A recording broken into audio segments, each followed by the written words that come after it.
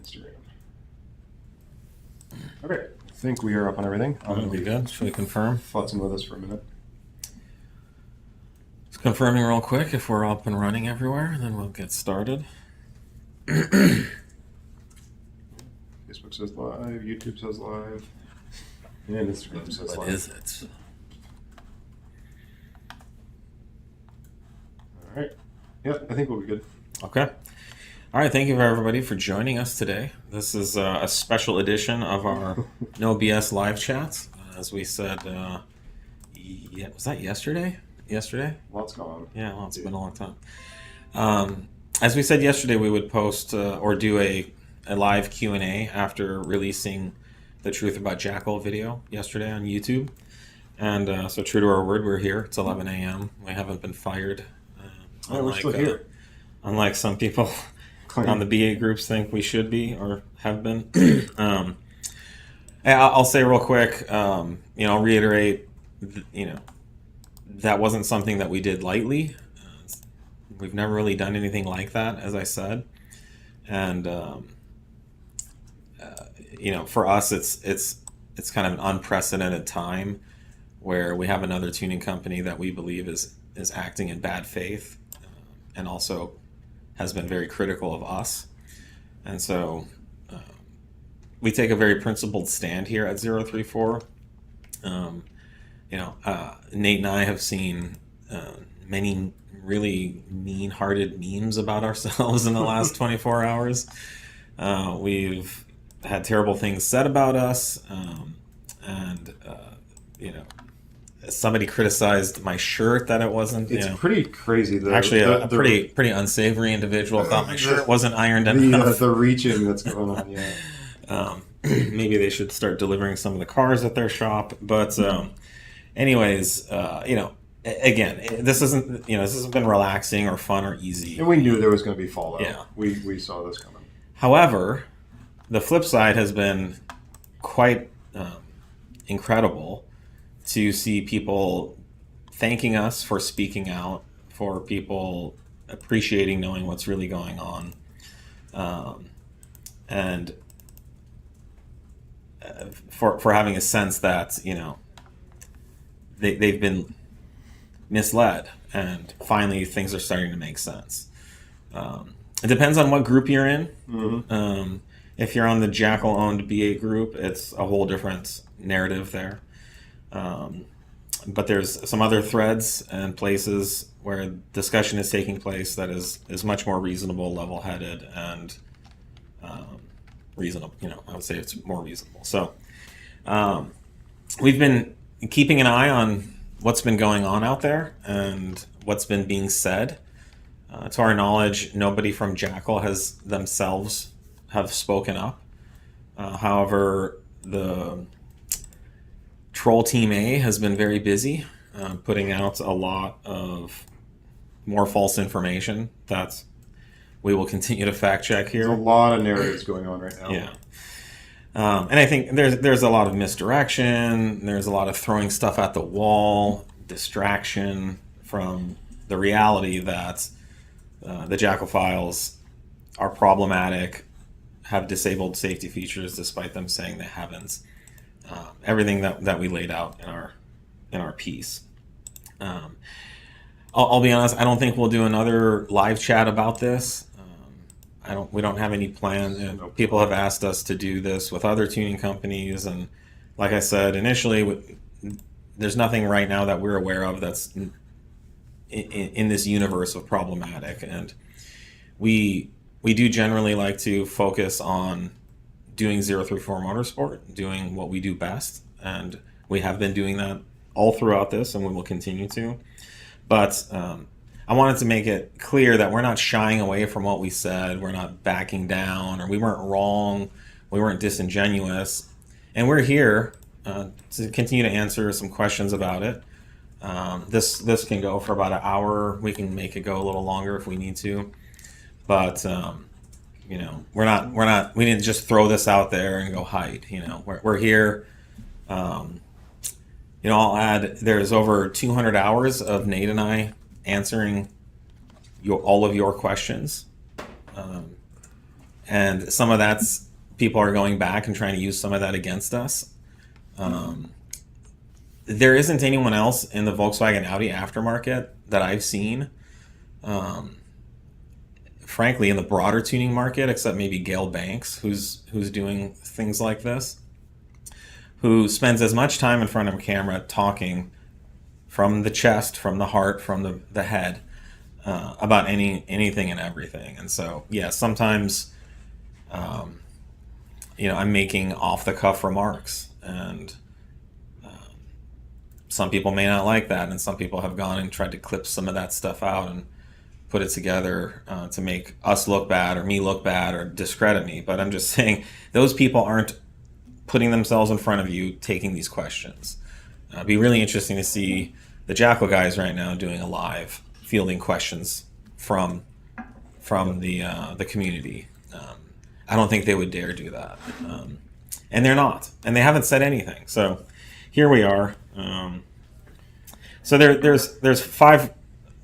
I'm going to say quick, but not. It's going to take 10 minutes. The 5 initial observations and kind of assertions or narratives we'd like to some address. people are asking for like a TLDR, so yeah, of the yesterday's video. Well, the ChatGPT did a good one. Yeah, it was pretty long though. Like this day and age, if it's not a sentence and a half, like it's it was pretty. It was actually it was a good breakdown. Quite good. Yeah. I was like, I want to hire that person. They didn't. Hey, we need to feed them all of our chaptering work. Somebody ran our video through ChatGPT, and ChatGPT summarized it beautifully, with a really interesting presentation. But the TLDR is that we read out 2 Jackal files and put them on our cars here, and did a deep dive into their tuning and calibration for the B8S4, and we did a presentation of a number of problematic areas where they've disabled major safety features and other ECU functionality, which they've said they haven't done. In the past, they've been adamant that they don't do that. So we kind of caught them in some misinformation. I don't want to be too salacious and say too much other than what they said wasn't truthful, and we showed evidence to the fact. That was the root of it, right? Yeah. I mean, it was and that is the root of it. Some very, very strongly worded statements on what their tunes did and didn't do, and how they were done, and it was completely opposing the facts of what was in the files. So this is not a normal Q&A. Nate and I will again, we're going to address the 5 points that we want to address that have come out in the last day. And then we invite you guys to ask any questions about this video during this. Yeah, I apologize. There's a lot of normal questions coming in. We'll try and get to them. We'll definitely do our normal live chat next week. However, I want to say if you submit a question and it's trolling, if it's a verbal attack, if it's not productive or constructive, and then I'm not going to see it. It's not even going to go into the queue. I didn't want to deal with a bunch of that kind of stuff. So if you can phrase a question in a way that it can be disagreeable, but it has to be productive. It has to be constructive. If you want clarification on something, or something didn't make sense, or you think we mean one thing but we're showing another, like let us know. We'll clarify everything we can. Yeah.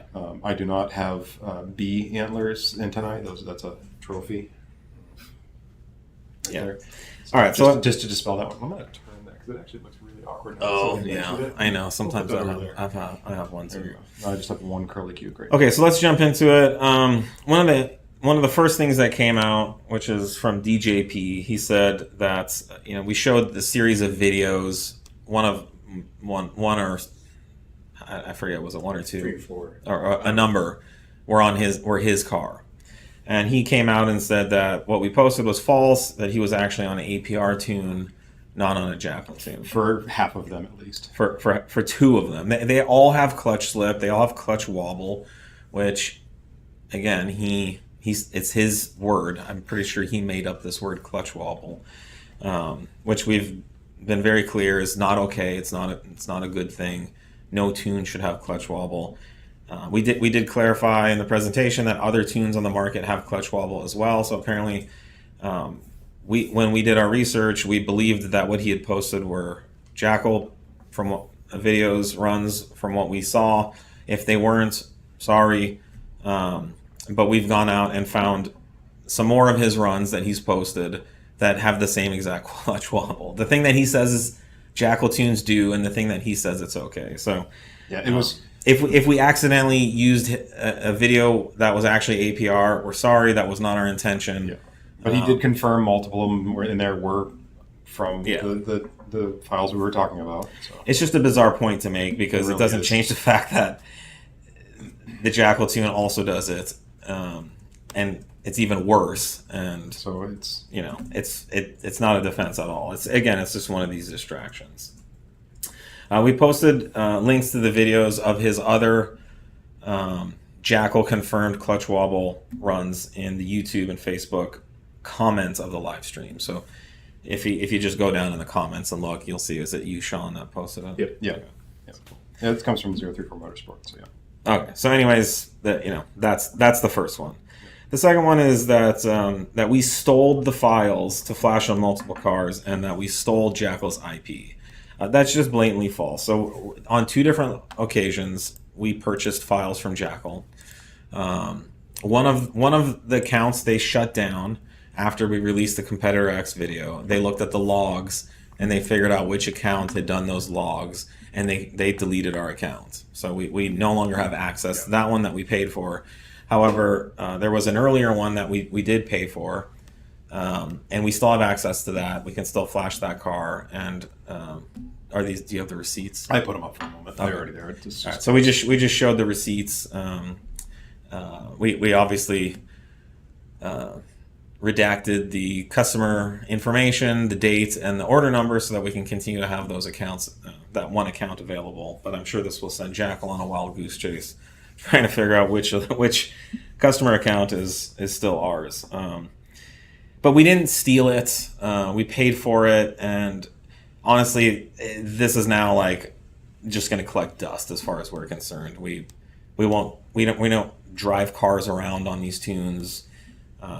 We certainly did not steal their IP as far as like there's nothing in the tune or the file that we would ever want or borrow. Not that we do that, but we just spent an hour and a half criticizing the quality of that calibration. Why would we steal anything from it? It makes no sense.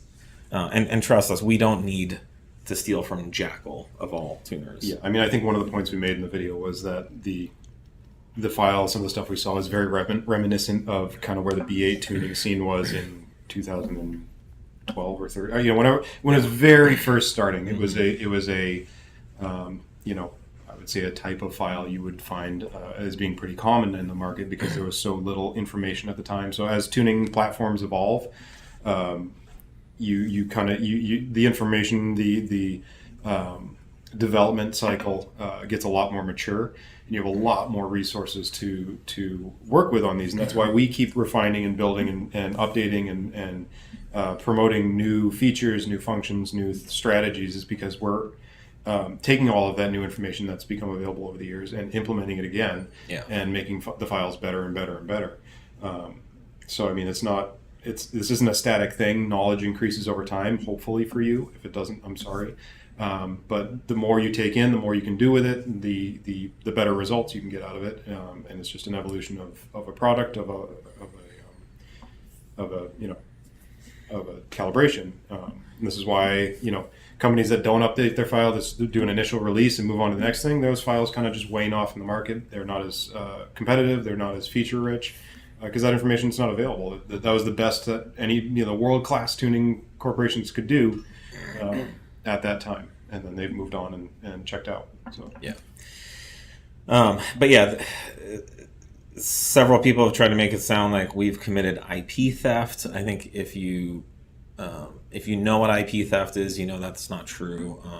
I think maybe if we had hacked into their server and stole the file, that would be stealing. But I think even then it would just be considered like theft. I don't know. Like their files are not trademarked or protected legally in any way. But we did buy them. And there's no monetary gain we haven't made from it. Distributed these files. We haven't put them on our server and flashed them to other cars. We will never make a penny from these files that we bought and own from them. So It's other than losing the money that was spent on them. A third thing that's been coming out that we really need to squash this one because it's so false, but it's an interesting. I mean, it's a clever little defense that's being used. This idea that we blow up motors, but nobody hears about it because we have people sign NDAs. All the NDAs right. Everywhere. Everything is an NDA, so you can say whatever you want because nobody can say anything because they're under an NDA. Yeah. So there's this idea that there's all these 034 customers that have blown motors who have been shut up by NDAs, and we are blowing up motors but hiding it and covering it up with NDAs. Okay. So, and some are saying as many as 15 or 20 motors that we've blown supposedly are being kept quiet through NDAs. So I just want to out this one as a total blatant lie. At 034 Motorsport, we only use NDAs for one thing and one thing only, is for beta testers early in product development, where we want to get feedback from somebody on a car or an application that's not an in-house car in our development fleet. And so we will engage you, and many of you have done this with us. You might be testing a new intake for us or testing the new tune. We had a number of NDAs signed for people testing KLiMAX, for example. The point of that is not to cover up a blown motor. The point is, hey, we're doing sensitive product development with you. We want to control the flow of information in the marketplace. And we've never sued anyone for an NDA. This is just a clear way in writing to say, don't talk about what you're doing with us. Keep it a secret. This is our deal. We're including you in on it. Be discreet. That's the only thing the NDA is. Stuff is changing through those processes. The right amount of information needs to get out when it's ready. If you get all these different experiences, results, feedback, information coming out while it's in process, then it's a huge muddy mess afterwards that all of the rest of you that weren't part of the development process have to kind of sift through and figure out what this file actually is or what this product actually does. So NDAs are for that purpose only. We have never had a customer sign an NDA who's had a problem with our product or who's blown a motor running our tune or something. And I will state this unequivocally for anyone out there, and you can use this as a verbal contract. If you have ever blown a motor on our tune and you signed an NDA, you now have permission to speak out. Go ahead. Go for it. There are no NDAs, zero NDAs for blown motors. You now have full permission from the president and CEO of 034 Motorsport to disclose whatever you'd like about your blown motor scenario that was preventing you before under the supposed NDA that doesn't exist. Whatever NDA we did that we had you sign after a motor blew up. Yeah. Let us know. Let the world know, because there are zero of them. But this is a blatantly false narrative that's being propagated to attack us, and it's just not true. Now, have customers blown their motors on 034 Motorsport tuning while running 034 Motorsport tuning? Yes. So have Jackal. So have all the other tuning companies in our industry. Motors blow up stock. In fact, far more have blown up stock than we say this all the time. There are many documented cases of engine failure with factory B9 S4s at Audi dealerships. It's still a very small number of cars, but it's going on even on stock calibration. So if a customer does have any problem on our products, whether it's a blown motor or a squeak or a rattle or some play in something, then we do an in-depth investigation with that customer through our customer service and engineering department, and we get to the bottom of what's going on. If we determine through our extensive analysis efforts that our product is the problem, then we 100% stand behind it every single time. But there are many cases where customers have problems, say, with their engine, and we do our in-depth analysis. We've even had customers ship motors to us, and it's extremely rare, almost has never happened, where the root cause was our tuner calibration. So not only do we not keep it quiet, we work with that customer openly through our customer service process to take care of that customer if there's anything that we've done wrong. And that's our commitment. We've been in this industry for 20 years. We've talked about this a lot before, too. The instances where something does happen, we do reach out that we know about. We'll try and get motors sent to us. We'll try and figure out some post-mortem on stuff. It's exceedingly rare that is a option that people take for whatever reason. We've had a couple of motors that we've shipped here and did a teardown on, found the root cause, which was a mechanical in the instances that we've seen here. So yeah, I mean, we do take it very seriously when there is an issue, but we do not go blasting NDAs around. Yeah. So I'd like to put this NDA thing to bed, but if you hear this, it's just completely a straw man. And again, like I said, it's a clever one. It's a little narrative that kind of works. It makes sense. Until you know that it's not even true. You can literally spin any story you want and just be like, well, I heard about it, but it's behind an NDA, so that person can't talk about it. So, all right, let's keep moving. Are there other maps? So this is a question / accusation that's come out. Are there other maps in the ECU that could control safety in place of the maps that were disabled? Is there redundancy, for example, that Jackal is using? I would need more specifics in this case, but stuff that we pointed out, the timing or the knock sensitivity stuff, that is a primary map that is in place. There are other maps that also affect it, but altering that will dampen the readings. In essence, what we said in the video is true. Yeah, like there's no gotcha. Like, oh, we were just making all the hour and a half making up stuff about maps when in fact like there's other maps that do it anyways. That's not what's going on. Yeah, I mean, there's some of the stuff, some of the map sensor stuff, it'll change potentially how a fault is reported when the fault occurs. Again, that one was really bizarre. We don't know why that was there at all. Why they did it that way. Some of the overboost protection stuff, sure. Again, that's just, why would you do it like that? It's a completely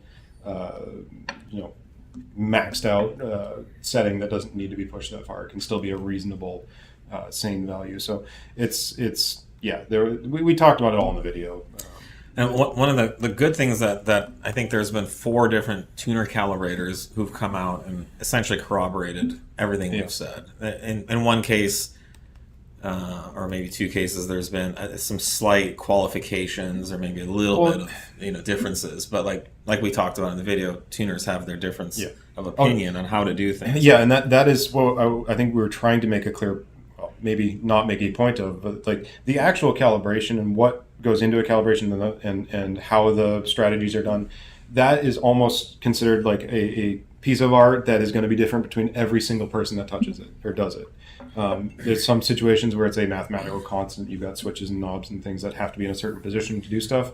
But in general, a lot of the maps, the actual like effective maps that are kind of you're dialing in to get fueling and timing right, there's going to be different maps for every single tuner style strategy, goal set out there. You've even said you've seen kind of a signature from the different Volkswagen Audi calibrators themselves. Oh, you can tell there's teams. Yeah, there's teams that work on various projects, and you can kind of see flavors that come through the pipeline and different. There's also different, from what we can tell, global strategies you could say that are in place. On the calibrator for the GTI or the Golf R, on the Mark, do things differently than the S3 calibrator. Yeah, on the Mark 7s in particular, it was a huge thing. The boost control was wildly different setups between a GTI and a Golf R, where they would have the exact same software. So all the maps, that means all the maps line up. You could literally take one map to another and just account for some hardware changes, and you'd have a GTI and then a Golf R setup. Instead, you've got a completely different calibration in there for boost control with totally different strategies, totally different methods to come about a boost control system that results in basically the same thing when you're driving, but is doing it in a very different control method. So you can have exactly the same software from an OEM doing very different things. So we're not trying to nitpick like some basic tuning strategy stuff. These aren't small little legitimate tuning. Yeah, and whether there's a right or a wrong, that's a really hard question to answer on that, because it all has to simmer through the rest of the calibration, and you kind of have to wait to see what the end result is. With what you're trying to accomplish. We were simply trying to point out that there was a lot of misleading information that was being very forcibly and repeatedly stated that was just completely untrue. And it's that's more what we were trying to show is we're not infallible. We said that as well. There's mistakes are a thing. Everybody makes them. Everybody should be trying to fix them. But when you're saying that your core theology of your tune is A, and actually it's, you know, D, C, or D, it's completely different than what you're stating. That's where it, you know, the questions were raised. Yeah. Okay. All right. Let's try to tighten things up. Okay. We're going on and on forever here. Okay. Another one is that well, I'll just throw this guy Fdot. I don't even know what his actual name is. Claims that the video we used of him was from his broken transmission. However, he posted a screenshot on June 2023 where he confirmed he was having his DSG transmission fixed, but the video we posted is from February of 2024. So, you know, and all his videos do the same clutch wobble. So I mean, it's just a diversion. Yeah. But we just wanted to like knock some of these down just to make sure that they're not sticking or anyone thinks they're legitimate defenses. They're not. Yeah. And again, it was a representative of also a lot of the double talk that's going on that we're trying to kind of highlight how this is always talked about in their favor, where it's like someone asks, "Is it clutch slip?" No, it's not clutch slip. And then another 3 comments later, or you know, days later, weeks later, whatever, it's like, "Yes, my clutch was slipping." So, well, was it clutch slip or not? Like, you know, it's. And he openly talks about his clutch slipping and clutch wobble, and admits it's like a Jackal feature. So. There's another accusation that we somehow have used Jackal IP in our tuning. Do you want to address that real quick? Yeah, is this like the people think that our KLiMAX release that we lifted AMAX from Jackal somehow? No, that's could not be further from the truth. None of that has anything to do with any of their calibration. All of that work was 100% based off of our research, our findings, our software. We've talked about it before, but the KLiMAX changes, AMAX was a part of it. It was one of the most prominent things you got the benefit of once we were done with it. But the KLiMAX rewrites were outside of the calibration, not anything to do inside the calibration. We had to go and alter the firmware and how it functions in the actual underlying software to fix some errors that have been in there and were in there from the start in these control units. They're errors that become present when you make enough torque and have enough power that the clutches have to react in such a way under a fully loaded shift that become present that is completely outside of the stock parameters. They had no, like the OEM never found these limits. They never needed to. It didn't affect them. There's another one of the reasons there's torque limits in the ECU that we have to mathematically fix because it's so far outside of the OEM parameters. Yeah. So anyway, we didn't use anybody else's IP for that. That was entirely our own derivative. It's just you can't compare what's in the Jackal files and what's in KLiMAX. It's not. It's a different universe. Yeah, it's not anything to do with even any of the mapping. There's nothing in the calibration that was the root of the KLiMAX updates. Okay, so let's jump into some of the other questions that are coming in. Let's see. Someone says, "Why did you say in one video you don't test other tunes and then you still tested them?" So this came out last night or this morning, and I went back and watched the video and I watched what we said. I think what I said in that video still holds up. What I said is we don't baseline or analyze other tuners' tunes when we do our own engineering and R&D. But in some cases, for marketing purposes, we will look at another company's file, and that's what we did here. This is really this is a whole engineering presentation and discussion. However, it's ultimately a function of our marketing to represent ourselves to the community and to the customers. And so in this case, we read out the Jackal files with the sole purpose of evaluating them and specifically evaluating what Jackal was saying about their own files. And we found what Jackal was saying was very false compared to what their files were. And so at that point, we felt an obligation to speak out, and that's what we've done. We do not use other tuners' files in our calibrations. We don't steal other people's IP and sell it as our own. And in this case, yes, we did read out the file, and it was a lot of work. I mean, we've spent a lot of time and energy on this to get to this point, but we felt it was justified given what's been going on and the atmosphere that it's been happening in. Hopefully that answers that question. But I think if with every response, if you hear me talk, there's nuanced layers to what I'm saying, and so you can't just take the headline and run with it. In the video, I talked about reading out other files if we needed to for marketing purposes, and that's what we've done. It is to also reiterate, exceedingly rare. It is something we have no need to do. I think if anything, what I was referring to is like we'll take a look at seeing like what quarter mile times are people running on another calibration or something. But yeah, you're right. I mean, this is the first time we really read it out. We've never, it's not even a thing. We're well done with all of our development. Yeah, and we don't need to. We have the best calibration team. We have the best engineering team. No one I'm reaching. Yeah, there's no source I would use more than our own team in house. So, yeah. No, it's. I mean, Jackal has one person who is a part-time, who works part-time, doing tuning. They have a day job, so we have a team of calibrators here, full-time, doing just that. Someone says, what would you say in response to Mario Molliere and his accusation that he has 18 blown 034 engines? It's just more BS for Mario.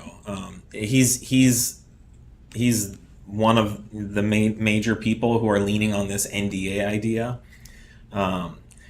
If he has 18 blown motors, how many of the blown motors in the United States do you think go to Mario? 5%? 10%? So does that mean there's 100 blown 034 motors in the US? Well, where are all these people? Oh, we've given them NDAs? Well, what does it cost to get to someone to shut up? Let's just say people are really cheap and they would shut up for 10 grand, right? Because replacing your motor is going to cost at least that much. So you're telling me 100 times 10. Yeah, why would they sign an NDA, of course, without that? So you're telling me there's a six-figure amount of NDAs that we've paid out to keep people shut up, which is why you don't hear about anyone speaking out about their blown motors, despite supposedly Mario. So the funny thing is, yesterday it came out that Mario blew up someone's motor, and that's verified. And in fact, there's a picture that he used, which could be that person's motor. Yeah. Again, there's so little information and so little actual, I don't want to say actual truth, but actual data that comes out of what is said from him. You have no idea what is real and what isn't. You're talking about data. There's zero information. Information anyway. Like he makes wild claims. He works on hundreds of DSG services and clutch packs and knows how much calibrated clutch slip is required for a transmission to less, but it has zero data. You ask for any kind of proof, it never happens. So it's just, I don't know why people listen to anything he says. And again, let's remind everyone, this is the guy whose post-verified false drag lied about running a time. Simple printed them out. And it was fake. Yeah, printed them out, went through a reasonable effort to lie about it. So you have kind of a group of people who have a track record of being very that's your benchmark of truth right now is what we're trying to combat here. And again, there are no NDAs. We've asked anyone that has supposedly signed these mystery NDAs that they don't need to abide by them anymore. So for any blown engines. Yeah. So I've gone off about Mario before. The guy has zero credibility, and he's provided zero credible information. He just has like stock photos of blown B9 motors, I guess, or he keeps taking pictures of the same things. I don't know what he's doing. But again, all NDA people who supposedly have signed NDAs with us can speak out if they'd like. Knock yourself out. Except 034 Motorsport employees. Let's just make that clear. Yeah. If you work for 034 Motorsport, you have an NDA. That's just your normal IP stuff. So this is a good question. How long should it actually take to revise tunes to be safe enough for general general public use from an engineering perspective as well as the size of the team. Yeah, I mean that's always the struggle with an OEM all the way down is how much testing, how many edge cases can you capture, how many situations, how what circumstances can you imagine these files being used in. That's why we go to altitude, do altitude testing. OEMs do. They go to different climates. There's no one answer to that. It's as much as we can reasonably test and evaluate, and of course we build on this testing, so you don't necessarily have to do all of that core testing for every single iteration of the file, but it's a lot. I don't know what the number is, but I mean we're on track constantly with these things. We have tens of thousands of miles probably before anything reaches the wild. So for a small tuning company, we do a lot of testing. And to be fair, you could do it all with one really good calibrator who's also an amazing engineer, software engineer, i.e. Nate. Nate used to be our only calibrator up until 2020. And Nate did an amazing job releasing some of the best tunes and calibrations in the market. It was just very slow and slow process. Now we have a team of calibrators. We have additional resources on the engineering side. And so we can bring out tunes as quickly as anyone. And in many cases, we're first to market, like with, or one of the first to market, like with Mark 8 GTI recently. And even B9 RS5. I mean, we were to market with our files quite quickly. But yeah, it's also really important. Do you know what you're doing? Do you have the level of skill and expertise to develop these files? And I think in the piece, we raised some serious questions about Jackal's ability to execute on a basic good tune or calibration. I'm sorry if that's offensive. I'm sorry if that seems childish. But we're an engineering company that has invested in insane amounts of time, energy to do this right. And then you have another company who's posting false information and misleading their customers and putting out subpar products. I'm sorry, we're past the time of protecting anyone's feelings. If you're the kind of person that is willing to run your business that way, you don't deserve to be dealt with niceties anymore. This is an adult world. One of the I don't know how to phrase this either, but it's kind of the company you keep as well. Your loudest voices that you choose to associate with and work with and promote and kind of hang your hat on. You're reaping that now. Like that. There's no other way to deal with some of this. There's no rational explanations that can be given in a public forum. So it's just there's not a lot of avenues that can be like discussed with factual data in a calm manner with a number of the supporters we're trying to talk around. It's impossible. I mean, it's just one diversion, one tactic, one logical fallacy after the other. One thing I wanted to touch on that we didn't. So Cameron Purser blew up his motor doing development testing for us. He did, yeah. Okay.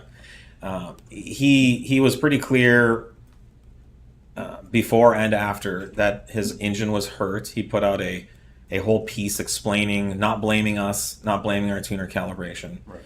But during that process, it came out that he had never signed an NDA when he entered our beta testing. Yeah, that was an oversight on myself and the process because I was just trying to get him set up quickly. It was a mistake. So we woke up one morning and found out that he was posting information about his blown motor that he hadn't even told us. Yeah. So at that point, we realized the first question was, why is he talking about this? He's a beta tester. He should be under NDA. He wasn't. So then we reached out to him to engage him in the NDA, which should have already been done. Yep. Normally it would have been, but again, there was a lapse in process. And so then that kind of came out that's what we do when someone blows a motor. Is we rush out to do the NDA. I think that's probably the seed of this, and Cameron Purser and the Jackal guys are trying to use that to say, aha, we caught them trying to do an NDA when someone blew a motor. No, we didn't offer Cameron anything to sign it, and we weren't trying to sweetheart the deal. It was just he actually he kind of owed us to sign it because he was part of our beta program, but we ended up parting ways, and he didn't sign it. He refused to sign it for some reason, and here we are. So, but yeah, we don't. I think that's where this NDA myth has come from, and it's really being used to propagate a lot of false claims. All right, I think we're good. Oh no, let's see. All right, we have more questions. One of the larger Jackal influencers said they're... Oh, what's a large Jackal influencer? Said they're making a video of y'all's TCU tune doing the same wobble. Okay. Our tune did have a certain amount of wobble in the past. So I want to clarify this too. Is like there's also situations and levels of hardware and levels of vehicle maintenance that do come into play. So to say that no transmission can slip ever is not a thing. One of the videos I saw someone post and try and create an argument on was prior to them doing a full maintenance and replacing their clutch packs and then comparing the next software to. So they obviously had some very worn clutch packs they were already dealing with. So yeah, it's not quite the same thing that's being compared. I think we tried to lay out, it's one of these things that gets lost in the technicalities of how this data goes back and forth from the ECU to the TCU. But the root of the clutch wobble, what we're trying to show is that the torque calculations within the ECU are being incorrectly altered and sent to the TCU. That's what's causing that for the most part. So the TCU is always playing catch up. It's getting a lower torque output than what the engine is actually making, and it has to play catch up and grab the clutches harder after they slip a little. That was the point we're trying to get across. Our ECU software has been reporting the torque correctly for a very long time. Yeah. We did not change, and you'll notice with our KLiMAX release, we didn't change anything on the ECU side because we already had all of the proper torque reporting coming from the ECU that we needed. It was all TCU side changes that were made. So, yeah, I don't know. It's a lost in the technicalities of what people are talking about. They conflate one thing to another very easily. But we were talking about proper torque reporting from the ECU. And one of the side effects if you don't do that is you get a DSG clutch that can waver and hunt. So what we have here is the possibility of one Jackal influencer posting supposed clutch wobble from us. We posted many videos of theirs, and we could go out and post dozens more if we wanted to. They're all over the internet. Yeah, we kind of tried to make a point too. So initially we posted Competitor X, which was a off-the-shelf flashed with a healthy car on our own cars. Yep, no problems with the car at all.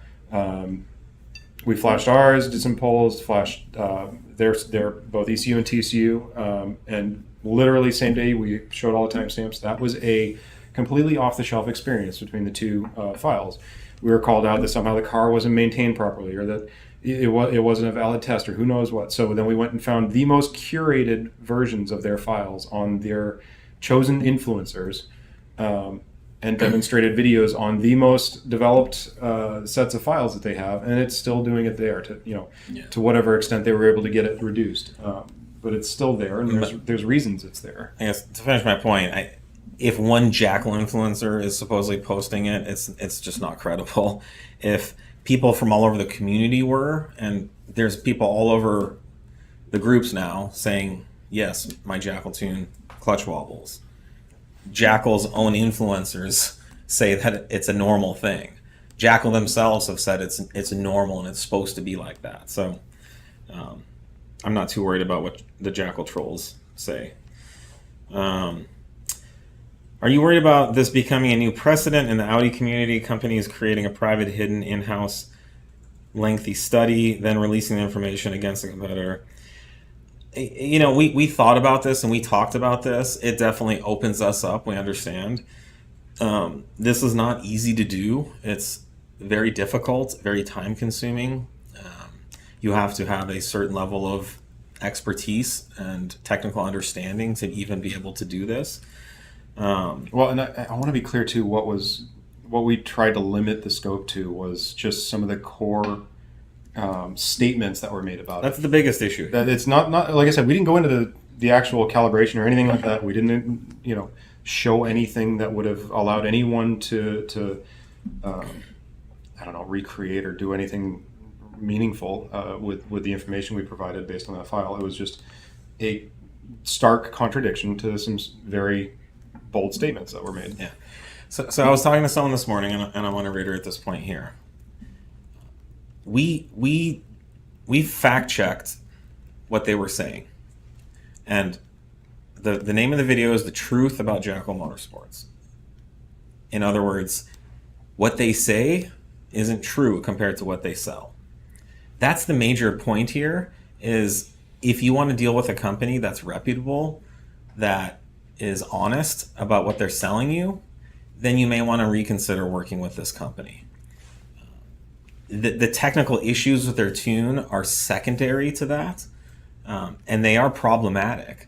But I think a lot of people got really focused on that and not the fact that what's being said is not true. So this is more of a discussion about their character and the reputability of their company, and secondary is about the quality of their calibration. So really this question should be, Javad, are you worried about this becoming a new precedent where people in the Audi community will take what you say to task and fact check you to see if you're telling the truth or not? And to that I say, not at all. Go ahead. And the whole reason we were able to do this is because we don't have anything like this in the closet. We're not hiding anything like this.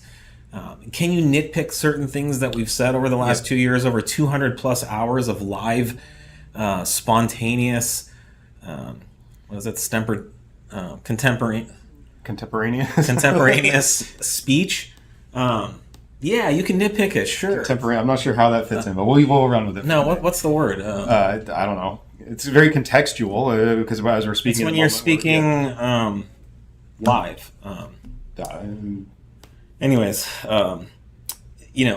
yes, you can nitpick things we said, but go ahead and try to uncover a major hidden lie like this about 034 Motorsport. We challenge you to, and God forbid if there's something going on here that I don't know about or that we don't know about, our immediate response would be to correct it, to fix it, and not to stay quiet about it, not to send an army of trolls out to throw a bunch of stuff at the wall and a bunch of diversion tactics. We would fix it just like we have in the past. We had issues with our KLiMAX release. We fixed it within 2 days. There have been problems with our tunes and calibrations. We've been on here talking openly and transparently to you guys about what it really means and what we're doing about it, and then we release the fix and we move forward. But our customers always get taken care of. Our customers are not being lied to. Okay, so no, I'm not worried about that. If someone wants to try to nitpick our calibration, what we're going to say is, yeah, that's all consistent with what we've said about this tune and this calibration. And again, like I said, we weren't trying to go into like the overall tuning strategy either. Like I said, there's a ton of different ways to go about it. So it was just some of the very basic statements that were being countered. Okay, well, we're waiting for a few more questions if there are any. There's a bunch of normal questions. I guess we can just move into the normal live chat for about 10 minutes of normal clear up. Okay, so nothing else, Sean? Yeah. Just mostly trolling? Yeah. It hasn't been too. There's been a couple, but overwhelmingly, it's actually a pretty positive stream. Yeah, and this also came up. I've done this in the past. Someone's doing a laughing face. Our customers always get taken care of. They do if they reach out to us, and we will bend over backwards for our customers. Yeah, no, that's just trolling. Yeah, we definitely trolling. We have like a 10-person customer service department. Yeah, there's a huge narrative out there that somehow people think we have terrible customer service or bad experiences. Like, I wouldn't say huge. I mean, it's from other Jackal. Yeah, that's what I'm saying. I'm sorry, I should have qualified. Jackal sphere. But no, we strive to have better customer service every day than the last, and we have, I think, one of the largest teams possible for or in the industry for dedicated customer service. Do we have any questions that were submitted today? Um, I thought we said that there was a bunch of. There's some regular well, stuff. Yeah, I don't know where isn't it on the but Q&A? the question was, what's the difference between normal stage 1 and carb? Yeah, this one here. The top one? Where are you at? Oh, there's a new one at the top. Oh, there's a new one at the very top. Oh, sorry, I didn't see that. Okay, someone's asked, is it true that on comparable octane files, 034 targets higher timing values and relies on the NOx systems to reduce this back down rather than targeting a value the car can handle? I'm not sure what comparable octane files are talking about, but no, we will. I mean, why would we do this? No, we would target a specified octane as the goal, and we have rely on or not rely, but use the NOx sensors are there as a a backup measure. They're a safety It's a safety for any of the variances and stuff in the combustion process and the fuel, but no, it's designed for that octane. Yeah, I mean, we have full ability to remap the timing maps. Yeah, and optimize them.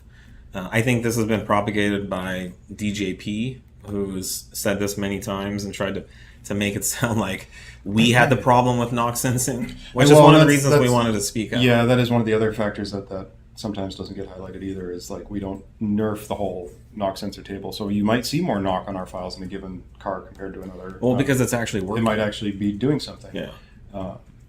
So it's very hard to compare files directly, and that was another point I was trying to make, is what's comparable, because you can nerf NOx sensors, you can nerf safety, you can do a bunch of different things that will make a log look really clean and nice, but maybe doing a lot of different things behind the scenes. So it's unfortunately not a very easy question to answer. Yeah, but just because you get timing retard from the NOx sensing system doesn't mean your base maps are bad. It could mean that, especially if you're maxing out, or if you always have timing corrections. But there are anomalies in fuel. There's anomalies in atmospheric conditions when it's warm, and the NOx sensing system is there to catch those things and bring the timing back in line. But our base maps are highly optimized. We've been refining and optimizing these for years. And we'll continue to, if there's a reason, if there's some optimization we can further make with more data and more vehicles and more sample sets over the years.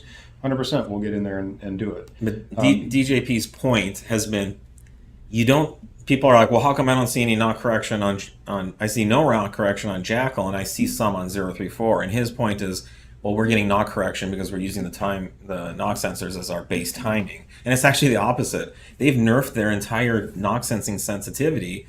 So of course you're not getting any NOx correction. Even if you need it, you're not getting it. Where you're getting it on ours because it's part of the safety system working correctly.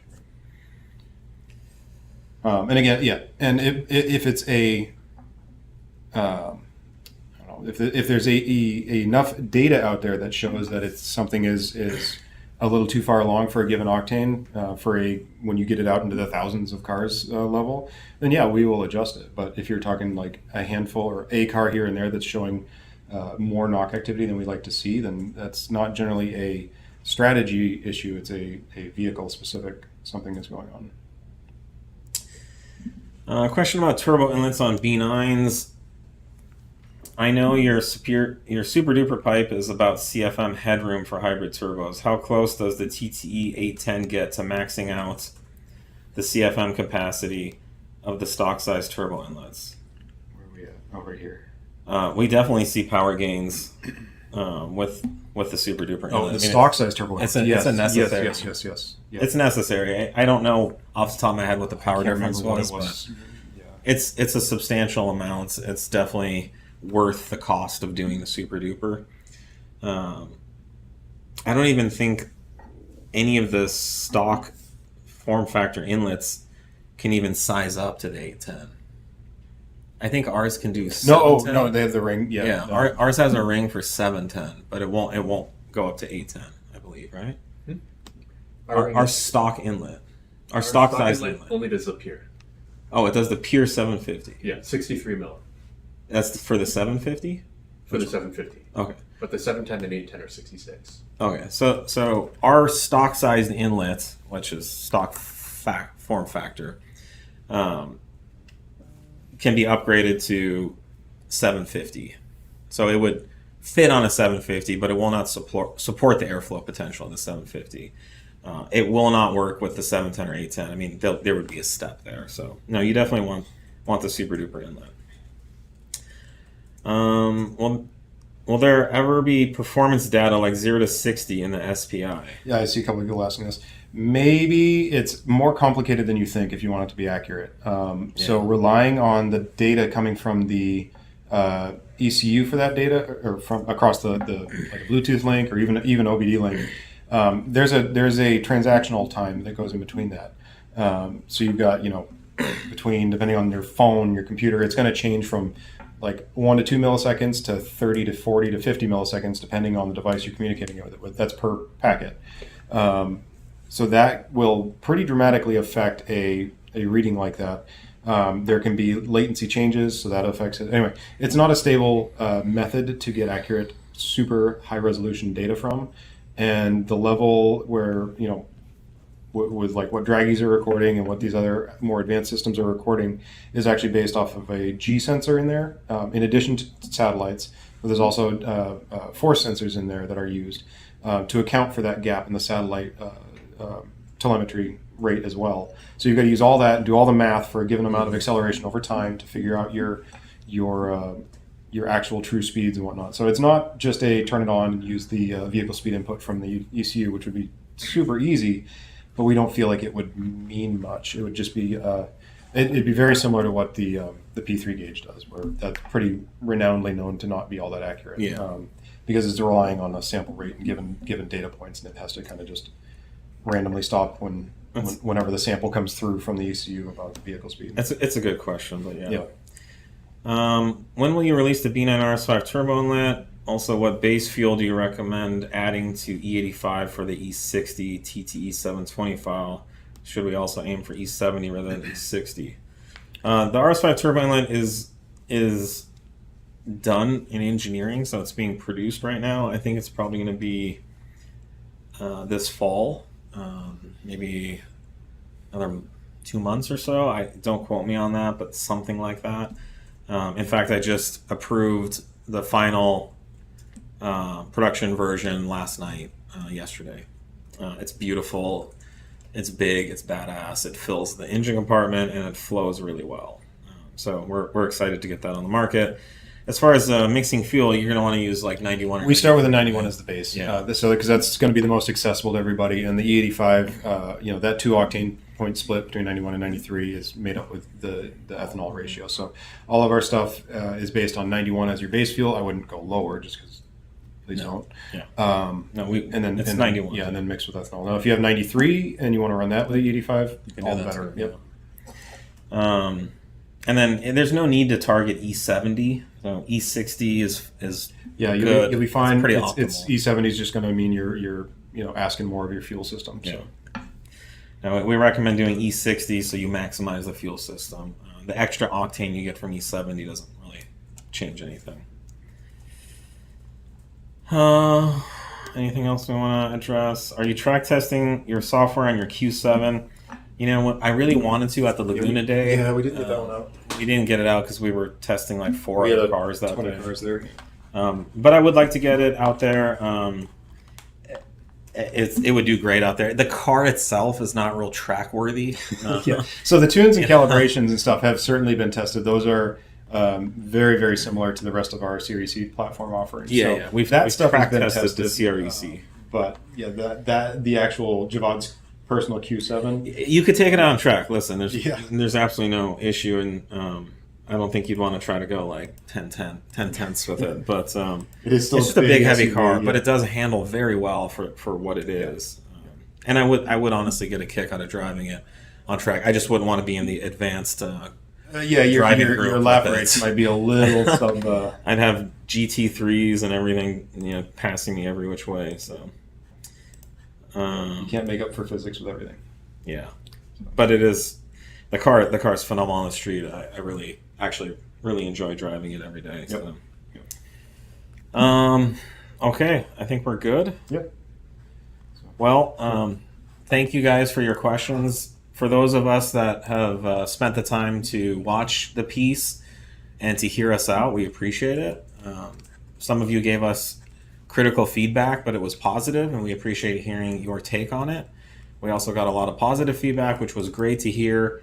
But we do appreciate the constructive criticism as well. We do want to meet, we do want to meet everyone's needs while accomplishing the things that we think are important too. Yeah, we can't obviously account or accommodate everyone, but we do want to do what we say and say what we do. So if there's somewhere where somehow we've missed that mark, we are always open to fix it and do our best to get you guys what we say we're going to. And as you can see, we don't mind being questioned. We don't mind being criticized. We do exercise the right to respond. Yeah. And that's what we've done today. Yeah. We don't have skeletons in our closet. We're not hiding anything. We don't have these big cover-ups. We're very accessible, approachable people without agendas. Like, I don't know. It's just, we're here trying to do our thing and well, we've got an agenda.